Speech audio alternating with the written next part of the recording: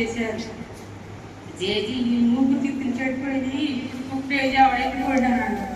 Happy పోతే దేవుడు ఎప్పుడు తిప్పలేదు.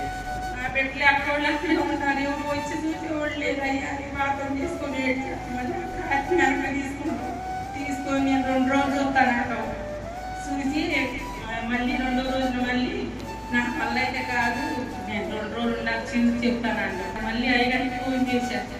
అమ్మ ఏం బాగలేదు, నువ్వు బాధపడకమ్మ, నేను వస్తాను చెప్తా అన్నాడు. నేను చూస్తానమ్మ పాత్రలో పెడతానంట. సరే వచ్చారైతే ప్రార్థన చేసి వచ్చారు. మళ్ళీ ఎక్స్రే తీశారు. తీసాక ఏం బాగలేదు, ఆ డాక్టర్ గారు వచ్చిండు. ఎక్స్రే తీసి 5 వాడిని 6 తీసిండు. ఏం పర్వాలేదు అయ్యా, మందులు వాటి 12 చేస్తే తగ్గింది, ఏం బాగలేదు, దుమ్ములు తిరగొద్దని చెప్పి అది చిన్న సాక్షి దేవుడు నియమించిన కాదు.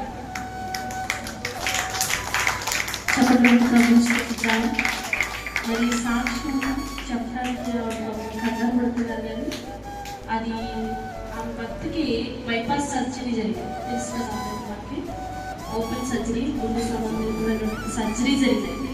ఆ సర్జరీలో అప్పుడు కూడా చావు బ్రతుకుల నుంచి బయటపడ్డారు. అయితే మరి వారి కుటుంబ రీత్యా పనులు కనుక అవి కార్ఖానాలు బట్టి కనుక చాలా దుమ్ము, చాలా డస్ట్ ఉంది. మరి ఆ డస్ట్లోనే ప్రయాణించడం వలన అది డస్ట్ లంగ్స్కి పట్టేసి చాలా ఇబ్బంది అయిపోయింది. భయంకరంగా దగ్గు, జ్వరం, అంతా ఊపిరి సరఫరైనటువంటి పరిస్థితులు. ఎక్స్రే తీస్తే లంగ్స్ పాడైపోయి అని చెప్పారు. ఏం చెప్పారు చెప్పండి? లంగ్స్ ఊపిరితిత్తులు పాడైపోయి కష్టము అన్నారు. మరి నిజంగానే దేవుడు అద్భుతకరమైనది. నిజంగా ఆపదలో ఆదుకునే దేవుడు మన దేవుడు. హల్లెలూయా.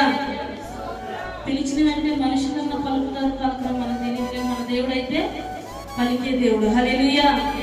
ఆ బిడ్డ ప్రార్థన, ఆ బిడ్డ విశ్వాసాన్ని బట్టి దేవుడు గొప్ప స్వస్థత, 4 రిపోర్ట్స్ ఇచ్చి చక్కని ఆరోగ్యంగా దేవుడు ఆ బిడ్డని నిలబెట్టాడు. అట్టి మహిమ, ఘనత, ప్రభావములు యేసయ్యకే చెల్లునుగాక. సాక్ష్యాన్ని బట్టి ఒకసారి చెప్పడం ప్రభువుని స్తుతిద్దామా?